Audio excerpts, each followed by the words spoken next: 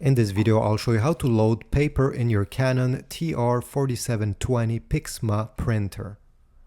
You're gonna open this plastic door in the front. Then we have some blue plastic tabs over here. You just need to push them like this to make space for the printer to go through them. Now take the stack of paper and glide it through it until you feel a resistance. You may have heard a beep. This means that the printer has detected some paper, so that's good.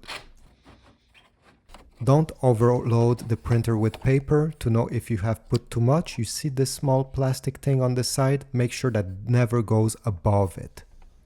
Now the last step before starting printing is to lower this gray tray, extend it to the max, because this is where all the paper that will get printed will go and stay there.